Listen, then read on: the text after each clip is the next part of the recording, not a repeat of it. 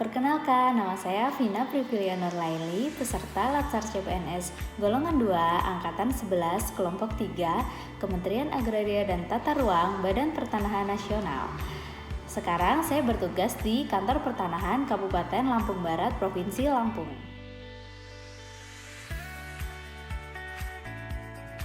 Sebelum membahas tentang bela negara, saya akan sedikit bercerita tentang Negara Kesatuan Republik Indonesia.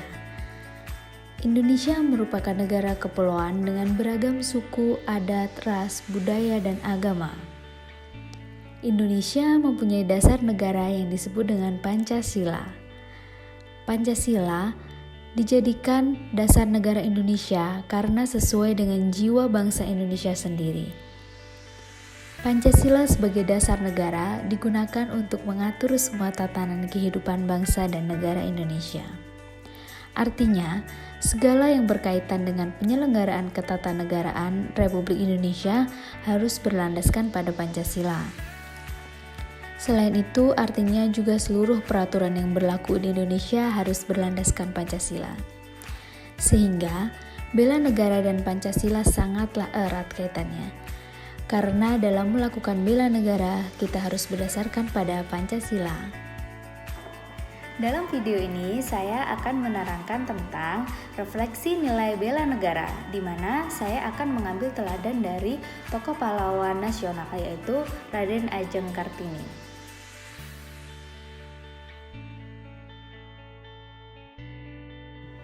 Sebelumnya, kalian tahu nggak sih apa definisi dari bela negara? Bela negara berdasarkan Undang-Undang Nomor 23 Tahun 2019 tentang pengelolaan sumber daya nasional untuk pertahanan negara.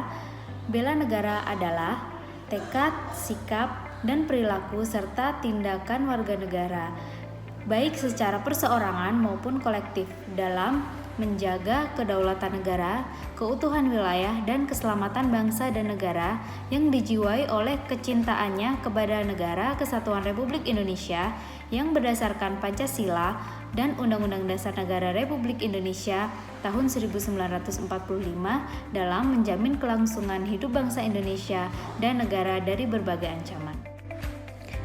Terdapat 6 nilai konsepsi bela negara. 1. Cinta tanah air. 2. Sadar berbangsa dan bernegara. 3. Setia kepada Pancasila sebagai ideologi negara. 4. Mempunyai kemampuan awal bela negara. 5. Rela berkorban untuk bangsa dan negara. 6. Mempunyai semangat untuk mewujudkan negara yang berdaulat, adil, dan makmur.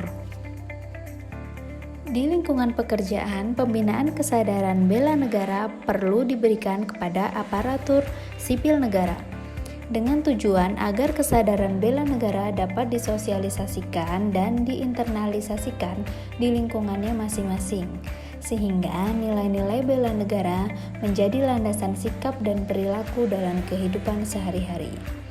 Oleh sebab itu, pendidikan bela negara bagi aparatur sipil negara sangatlah diperlukan untuk terciptanya sumber daya manusia aparatur yang profesional, berkarakter, dan cinta terhadap tanah airnya. Kemudian, siapa sih R.A. Kartini itu? Raden Ajeng Kartini atau yang dikenal dengan R.A. Kartini adalah tokoh pahlawan nasional yang gigih memperjuangkan emansipasi wanita. R.A. Kartini juga dikenal sebagai wanita yang mempelopori kesetaraan derajat antara wanita dan pria di Indonesia. R.A. Kartini memiliki nama lengkap Raden Ajeng Kartini Joyo Hadiningrat. Kenapa Raden Ajeng Kartini disebut sebagai pahlawan yang memperjuangkan kesetaraan wanita? Saat itu keberadaan kaum Hawa seringkali tidak dihargai. Wanita hanya boleh mengerjakan urusan dapur dan mengurus anak. Para wanita pun tidak diberi kesempatan untuk mendapatkan pendidikan yang layak. Raden Ajeng Kartini dengan segenap hati dan jiwanya berjuang agar para wanita Indonesia yang merasa tertindas mendapatkan derajat yang sama dengan pria. Selain memperjuangkan kesetaraan kaum Hawa, Raden Ajeng Kartini juga memperjuangkan bidang sosial, hukum, serta khususnya pendidikan. Perjuangan Raden Ajeng Kartini ini benar-benar berpengaruh besar bagi para wanita Indonesia. Setelah kita mengenal siapa R.A. Kartini, sekarang kita bahas keteladanan apa yang dapat kita contoh dari R.A. Kartini. Kartini tidak membangkang. Ia rela berkorban dan merendam ego untuk tetap patuh terhadap orang tuanya. Di samping itu, ia juga tetap berusaha untuk menggapai cita-citanya. Menghormati orang lain berarti kita bisa menghargai mereka. Rela berkorban juga berarti kita lebih mementingkan kepentingan bersama dibandingkan dengan kepentingan pribadi. Sebagai pahlawan wanita, banyak keteladanan yang patut dicontoh dan kita terapkan dalam menjalankan tugas dan fungsi sebagai pegawai negeri sipil. Salah satunya, Kartini terlahir dari keluarga bangsawan. Meski begitu, ia tidak lantas menjadi orang yang sombong dan mau bersosialisasi dengan rakyat jelata.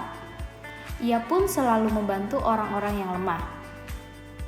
Selain itu, juga ada 5 sikap positif dari Kartini yang patut diteladani oleh pegawai negeri sipil di lingkungan Kementerian Agraria dan Tata Ruang Badan Pertanahan Nasional dalam menjalankan tugasnya sesuai dengan nilai-nilai yang ada, yaitu melayani, profesional, dan terpercaya.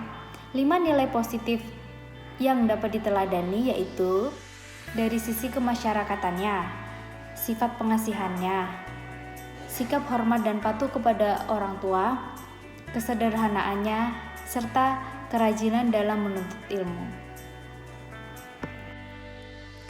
Setelah mendengar penjelasan mengenai bela negara dan siapa sosok Raden Ajeng Kartini, maka bisa diambil kesimpulan bahwa tindakan Raden Ajeng Kartini dalam memperjuangkan emansipasi wanita merupakan wujud dari bela negara, serta sikap-sikap positifnya termasuk perbuatan dalam memperjuangkan keselamatan bangsa dan negara, khususnya para wanita dalam menjaga kedaulatan negara, keutuhan wilayah, dan keselamatan bangsa dan negara.